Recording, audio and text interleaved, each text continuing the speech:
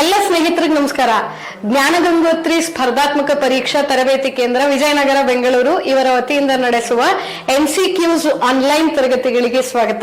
Friends, I welcome you to MCQ series of Jnanagangotri competitive examinations coaching centre. ಸ್ನೇಹಿತರೆ, ನಾವು ಈಗಾಗಲೇ ಈ ಸರಣಿಯನ್ನ ಆರಂಭಿಸಿದೀವಿ. ನಾನು ನಿಮ್ ಜೊತೆ ಕಾನ್ಸ್ಟಿಟ್ಯೂಷನ್ ಸರಣಿಯಲ್ಲಿ ಜೊತೆಯಲ್ಲಿ ಇರ್ತೀನಿ, ಸರಿನಾ? ಇವತ್ತಿಂದ ಆರಂಭಿಸ್ತೀವಿ. ನಾವು ಈಗಾಗಲೇ ಆನ್ಲೈನ್ ತರಗತಿಗಳನ್ನು ನಡೆಸ್ತಿರುವಂತದ್ದು ನಿಮಗೆ ಎಲ್ರಿಗೂ ಗೊತ್ತಿದೆ. ಹಲವಾರು ಸ್ನೇಹಿತರು ನೋಂದಾಯಿಸಿಕೊಂಡಿದ್ದೀರಾ, ಪಾಠ ಕೂಡ ಕೇಳ್ತಾ ಇದ್ದೀರಾ.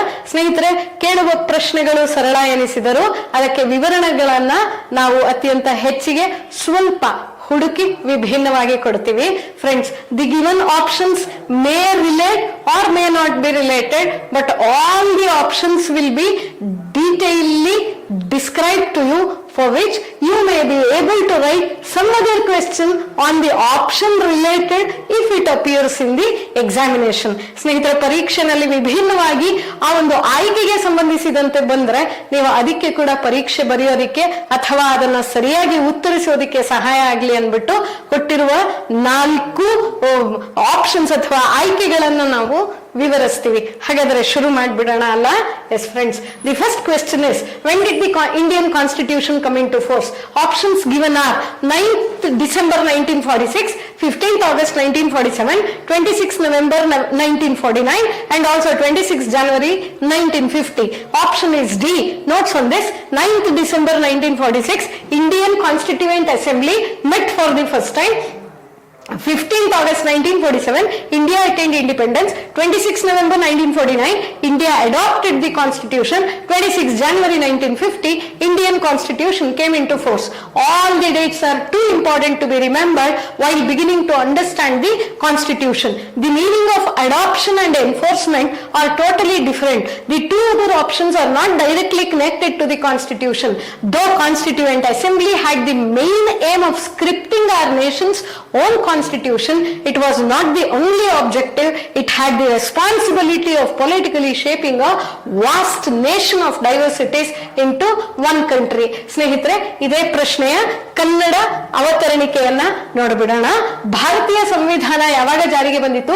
9 ಡಿಸೆಂಬರ್ 1946, 15 ಆಗಸ್ಟ್ 1947, 26 ನವೆಂಬರ್ 1949 ಹಾಗೂ 26 ಜನವರಿ 1950. ಇದಕ್ಕೆ ಉತ್ತರ ಡಿ, 26 ಜನವರಿ 1950. ಇದಕ್ಕೆ ಇರುವ ವಿವರಣೆ ಹೀಗಿದೆ: 9 ಡಿಸೆಂಬರ್ 1946 ಭಾರತೀಯ ಸಂವಿಧಾನಾತ್ಮಕ ಸಭೆ ಮೊದಲ ಬಾರಿಗೆ ಜಾರಿಗೆ ಬಂದಿತು. 15 ಆಗಸ್ಟ್ 1947 ಭಾರತ ಸ್ವಾತಂತ್ರ್ಯ ಗಳಿಸಿತು. 26 ನವೆಂಬರ್ 1949 ಭಾರತ ಸಂವಿಧಾನವನ್ನು ಅಂಗೀಕರಿಸಿತು. 26 ಜನವರಿ 1950 ಭಾರತೀಯ ಸಂವಿಧಾನ ಜಾರಿಗೆ ಬಂದಿತ್ತು. ಅಂದರೆ ಡೇಟ್ ಆಫ್ ಕಮೆನ್ಸ್ಮೆಂಟ್. ಸಂವಿಧಾನವನ್ನು ಅರ್ಥ ಮಾಡಿಕೊಳ್ಳಲು ಪ್ರಾರಂಭಿಸುವಾಗ ಎಲ್ಲಾ ದಿನಾಂಕಗಳನ್ನು ನೆನಪಿಟ್ಟುಕೊಳ್ಳುವುದು ಬಹಳ ಮುಖ್ಯ. ಅಂಗೀಕಾರ ಮತ್ತು ಜಾರಿ ಎಂಬ ಪದಗಳ ಅರ್ಥಗಳು ಸಂಪೂರ್ಣವಾಗಿ ಭಿನ್ನವಾಗಿರುತ್ತವೆ. ಇತರ 2 ಆಯ್ಕೆಗಳು ನೇರವಾಗಿ ಸಂವಿಧಾನಕ್ಕೆ ಸಂಬಂಧಿಸಿಲ್ಲ.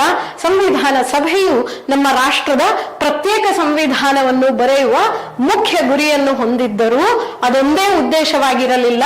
ವೈವಿಧ್ಯಗಳ ಬಹುದೊಡ್ಡ ಪ್ರದೇಶವನ್ನು ಒಂದು ರಾಷ್ಟ್ರವಾಗಿ ರಾಜಕೀಯವಾಗಿ ರೂಪಿಸುವ ಜವಾಬ್ದಾರಿಯನ್ನು ಅದು ಹೊತ್ತಿತ್ತು ಅನ್ನೋದು ಸರಿ. ಸ್ನೇಹಿತರೆ, ಮುಂದೆ ಹೋಗೋಣ ಅಲ್ಲ? We will just pass on to the next question. Next question: when was the regulating act passed? 1757, 1773, 1784 and 1833 are the options given. Answer is B, that is 1773. 1757 Battle of Plassey. This is a very important battle as far as the Constitution of India is concerned, because the Britishers had caught the study of reading the spine of Indian politics. They just wanted to know whatever is there in the brains, in the hearts, in the souls of Indian politics. Though it ended up in a treaty, they wanted to know how could Siraj-ud-Dawla meet such a huge army with such confidence. Yes friends, munde the next one: 1773 Regulating Act passed. 1784 Pitt India Act passed. 1833 Charter Act passed. Battle of Plassey, British began analyzing the political secrets of Indian kingdoms, that is of our Spain, brain and also our soul. Regulating Act passed. the very first intercession of the British government in the regulation of activities of East India Company, Pitt's India Act passed. Commercial and political functions of the company demarcated. Charter Act passed. Commercial activities of East India Company was brought to an end. ಸ್ನೇಹಿತರೆ, ಕನ್ನಡದಲ್ಲಿ ಹೀಗೆ ಕೇಳ್ತಾರೆ, regulating ಕಾಯ್ದೆ ಯಾವಾಗ ಜಾರಿಗೆ ಬಂದಿತು? 1757, 1773, 1784, 1833. ಇದಕ್ಕೆ ಉತ್ತರ ಬಿ, 1773. ಈ 1757ರಲ್ಲಿ ಪ್ಲಾಸಿಕ್ ದನ, 1773ರಲ್ಲಿ ರೆಗ್ಯುಲೇಟಿಂಗ್ ಕಾಯ್ದೆ ಜಾರಿಗೆ ಬಂದದ್ದು, 1784ರಲ್ಲಿ ಪಿಟ್ಸ್ ಇಂಡಿಯಾ ಕಾಯ್ದೆ ಜಾರಿಗೆ ಬಂತು, 1833ರಲ್ಲಿ ಚಾರ್ಟರ್ ಕಾಯ್ದೆ ಜಾರಿಗೆ ಬಂತು. ಪ್ಲಾಸ್ಟಿಕ್ ದನ ಬ್ರಿಟಿಷರು ಭಾರತೀಯ ಸಾಮ್ರಾಜ್ಯಗಳ ರಾಜಕೀಯ ರಹಸ್ಯಗಳನ್ನು ವಿಶ್ಲೇಷಿಸಲು ಪ್ರಾರಂಭಿಸಿದರು. ಸರಿನಾ? ನಾವು ಒಪ್ಪಂದದಲ್ಲಿಯೇ ಕೊನೆಗೊಂಡರೂ ಕೂಡ ಹೇಗೆ ಸಿರಾಜುದ್ದೌಲಾ ಅಂತಹ ಒಂದು ಬೃಹತ್ ಸೈನ್ಯವನ್ನು ಆ ಯಾವ ವಿಶ್ವಾಸದಿಂದ ಎದುರಿಸಿದ ಅನ್ನುವಂಥದ್ದರ ಬಗ್ಗೆ ಅವರಿಗೆ ಅರಿವು ಬೇಕಾಗಿತ್ತು. 100 ವರ್ಷಗಳು ನಮ್ಮನ್ನ ಅಧ್ಯಯನ ಮಾಡಿದ್ರು ಅನ್ನೋದು ಸರಿ ಅಲ್ವಾ? ರೆಗ್ಯುಲೇಟಿಂಗ್ ಕಾಯ್ದೆ ಜಾರಿಗೆ ಬಂತು. ಈಸ್ಟ್ ಇಂಡಿಯಾ ಕಂಪನಿಯ ಚಟುವಟಿಕೆಗಳ ನಿಯಂತ್ರಣದಲ್ಲಿ ಬ್ರಿಟಿಷ್ ಸರ್ಕಾರದ ಮೊದಲ ಹಸ್ತಕ್ಷೇಪ ಇಲ್ಲಿಂದ ಆರಂಭವಾಗಿದ್ದು. ಪಿಟ್ಸ್ ಇಂಡಿಯಾ ಕಾಯ್ದೆ ಜಾರಿಗೆ ಬಂದಿತು. ಕಂಪನಿಯ ವಾಣಿಜ್ಯ ಮತ್ತು ರಾಜಕೀಯ ಕಾರ್ಯಗಳನ್ನು ಬೇರ್ಪಡಿಸಲಾಯಿತು. ಆಯ್ತಾ? ಚಾರ್ಟರ್ ಕಾಯ್ದೆ ಜಾರಿಗೆ ಬಂದಿತ್ತು. ಈಸ್ಟ್ ಇಂಡಿಯಾ ಕಂಪನಿಯ ವಾಣಿಜ್ಯ ಚಟುವಟಿಕೆಗಳನ್ನು ಕೊನೆಗೊಳಿಸಲಾಯಿತು. ಆಯ್ತಾ? Next question, which is the supreme law of India? Constitution of India, Supreme Court of India, President or the Parliament? Answer is A, that is Constitution of India.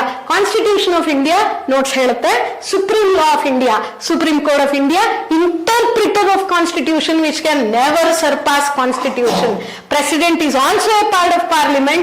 It has been very definitely said parliamentary supremacy is not possible as the source of Constitution is the people of India, we, and it is created by the Constituent Assembly and not by the Parliament. Kannada ಅವತರಣಿಕೆ. Yes friends, ಭಾರತೀಯ ಸರ್ವೋಚ್ಚ ಅಧಿಕಾರ ಯಾರದ್ದು? ಭಾರತೀಯ ಸಂವಿಧಾನ, ಭಾರತದ ಸರ್ವೋಚ್ಚ ನ್ಯಾಯಾಲಯ, ರಾಷ್ಟ್ರಪತಿಗಳು, ಸಂಸತ್ತು. ಉತ್ತರ ಇದಕ್ಕೆ ಎ. ಟಿಪ್ಪಣಿ, ಭಾರತದ ಸಂವಿಧಾನ ಭಾರತೀಯ ಸರ್ವೋಚ್ಚ ಅಧಿಕಾರ ಹೊಂದಿರುವುದು. ಭಾರತದ ಸರ್ವೋಚ್ಚ ನ್ಯಾಯಾಲಯ ಸಂವಿಧಾನವನ್ನು ಎಂದಿಗೂ ಮೀರಲಾರದ ಸಂವಿಧಾನದ ವ್ಯಾಖ್ಯಾನಕಾರನಷ್ಟೇ, ಓನ್ಲಿ ದಿ ಇಂಟರ್ಪ್ರಿಟರ್. ರಾಷ್ಟ್ರಪತಿಗಳು ಸಹ ಸಂಸತ್ತಿನ ಒಂದು ಭಾಗವಷ್ಟೇ.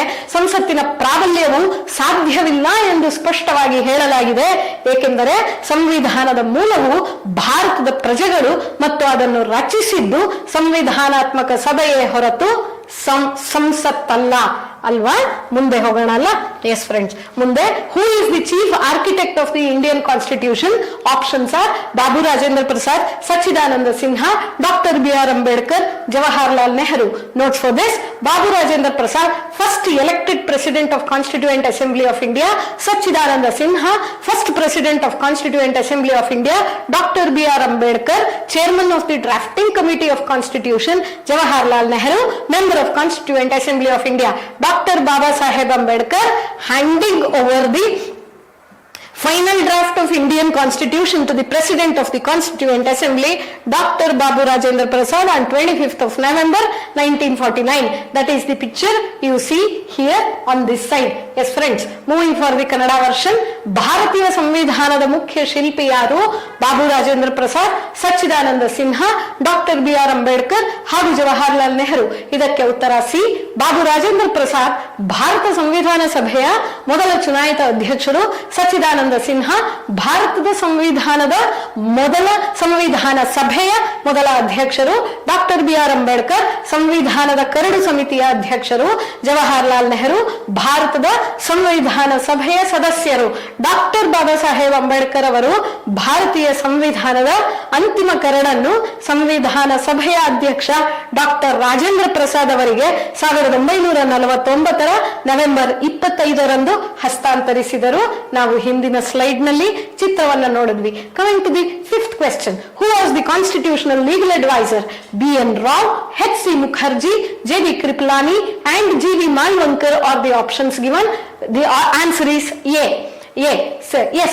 Before we begin with the note, Friends, we have given the pictures of everybody not to get confused with anybody else. H.C. Mukherjee almost looks like B.R. Ambedkar, but not so. Not so. We have just put the original pictures of whoever the leader is. Yes, friends, the notes. B.N. Rao, Constitutional Legal Advisor. H.C. Mukherjee, Vice Chairman of Constituent Assembly of India. J.B. Kripalani, first person to address the Constituent Assembly. The then President of Congress. G.V. Malvankar, he is the first Speaker of Lok Sabha after India attained independence. Yes, friends, moving further for the Kannada version. ಸಂವಿಧಾನಾತ್ಮಕ ಕಾನೂನು ಸಲಹೆಗಾರರು ಯಾರಾಗಿದ್ದರು? B.N. Rao, H.C. Mukherjee, J.B. Kripalani, G.V. ಮಾಲ್ವಂಕರ್ ಇದ್ರು. ಟಿಪ್ಪಣಿ ಉತ್ತರ A ಅನ್ನುವಂಥದ್ದು ಟಿಪ್ಪಣಿ. B.N. Rao ಸಂವಿಧಾನಾತ್ಮಕ ಕಾನೂನು ಸಲಹೆಗಾರ. H.C. Mukherjee ಭಾರತದ ಸಂವಿಧಾನ ಸಭೆಯ ಉಪಾಧ್ಯಕ್ಷ. J.B. ಕೃಪಲಾನಿ ಸಂವಿಧಾನ ಸಭೆಯನ್ನು ಉದ್ದೇಶಿಸಿ ಮಾತನಾಡಿದ ಮೊದಲ ವ್ಯಕ್ತಿ, ಅಂದಿನ ಕಾಂಗ್ರೆಸ್ ಅಧ್ಯಕ್ಷ. G.V. ಮಾಲ್ವಂಕರ್ ಭಾರತ ಸ್ವಾತಂತ್ರ್ಯ ಪಡೆದ ನಂತರ ಮೊದಲ ಲೋಕಸಭೆಯ ಸ್ಪೀಕರ್. ಸ್ನೇಹಿತರೆ, ಇವತ್ತಿಗೆ ನಾನು ಇಂತಿಷ್ಟು ಪ್ರಶ್ನೆಗಳನ್ನ ಕೊಟ್ಟಿದ್ದೀನಿ. ಈ ಸರಣಿಯನ್ನ ಮುಂದುವರಿಸ್ತೀವಿ. ಹೆಚ್ಚಿನ ಪ್ರಶ್ನೆ, ಹೆಚ್ಚು ಕಷ್ಟ, ಹೆಚ್ಚು ಮಾಹಿತಿ, ಪರೀಕ್ಷೆಗೆ ಎಲ್ಲ ಅನುಕೂಲವಾಗುವಂತೆ ಮಾಡ್ತೀವಿ. Friends, we will be with you while you write the examinations, that is with the lessons which we have done here, online classes. Yes, friends, and we will be furthering the series. Thank you. Namaste.